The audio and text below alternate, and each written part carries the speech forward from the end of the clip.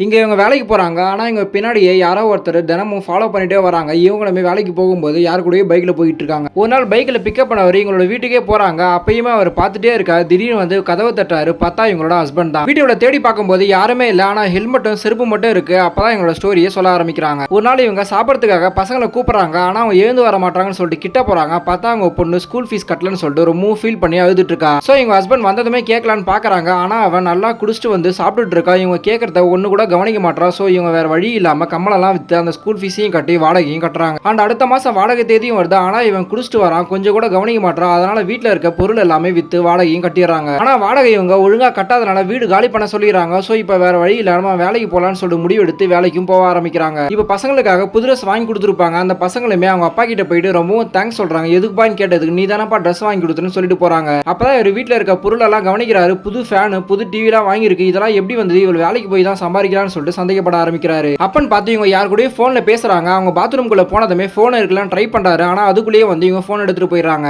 And night வெளியே போயிட்டு யார் கூடயும் தனியா பேசுறாங்க. அதை பார்த்ததுமே அந்த நம்பரை செக் பண்ணதுக்காக தூங்குனமே போன் எடுக்கிறாரு. ஆனா போன் லாக்ல இருக்கிறதால விட்டுறாரு. இப்ப வேலைக்கு போகும்போது இவர் தொடர்ந்து ஃபாலோ பண்ண ஆரம்பிக்கிறாரு. ஆக்சுவலா இவர் தான் இவங்க பின்னாடி ஃபாலோ பண்ணிட்டு வந்திருப்பாரு. இப்ப இவர் வீட்டுக்குள்ள வந்ததுமே இனிமேல் நீ வேலைக்கெல்லாம் போகாதவளன்னு சொல்லிட்டு உள்ள இருக்க ரூமை பார்த்து சொல்லிட்டு போறாரு. இந்த பொண்ணுமே அமைதியா இருக்கா. ஆனா அடுத்த நாளே திரும்பவும் வேலைக்கு போக ஆரம்பிச்சிடா. ஆனா இன்னொரு நாள் வேலைக்கு போகும்போது நான் தான் வேலைக்கு போக கூடாதுன்னு சொன்னால ஏன் இப்ப போறேன்னு சொல்லிட்டு சண்டை போறாரு. பட் இவங்க நான் வேலைக்கு போறத பத்தில கேட்க ஆரம்பிச்சனா அசிங்கப்படுத்திடுவேன்னு சொல்லிட்டு மிரட்டுறாங்க. சோ இவருமே கை எடுத்துறாரு. இவங்களுமே வேலைக்கு போக ஆரம்பிச்சாங்க. ஆனா நீ நைட்டே கத்தி எடுத்துட்டு கோவமா வராரு. அந்த பொண்ணோட கழுத்துல கத்தியை வச்சு இனிமேல் நான் ஒழுங்கா வேலைக்கு போறேன், நீ வேலைக்கு போகத்தலன்னு சொல்றாரு. அண்ட் அடுத்த 2 நாளுமே செக் பண்ணி பாக்குறாரு. அவருமே வீட்டுக்கு வரதில்ல. போய் எட்டி பாக்குறாரு. பார்த்தா இவங்க வேலைக்கு போகாம வீட்டுல இருக்க வேலையெல்லாம் செஞ்சுட்டு இருக்காங்க. சோ இப்ப இவர் ஒழுங்கா வேலைக்கு போக ஆரம்பிச்சு குடிக்கிறதே நிறுத்திடாரு. இப்ப இவங்க எல்லாருமே சந்தோஷமா வாழ ஆரம்பிச்சிடறாங்க. அண்ட் கொஞ்ச நாள் கழிச்சு யாருக்கும் தெரியாம அந்த டெய்லியுமே விட்டுட்டு போனவர்கிட்ட கால் பண்ணி தேங்க்ஸ் சொல்றாங்க. ஆனா இவங்க என்னோட ஹஸ்பண்ட் என்ன தப்பா நினைச்சிருப்பாருன்னு சொல்லிட்டு ரொம்ப ஃபீல் பண்ணி அவர்கிட்ட சொல்றாங்க. தப்பா நினைச்சா நினைச்சிட்டு போறாரு. இப்ப அவர் ஒழுங்கா இருக்காரு. அது போதும் உங்களுக்கு, உங்க லைஃபை நீங்க சந்தோஷமா வாழுங்கன்னு சொல்லிட்டு போனை வைக்கிறாரு.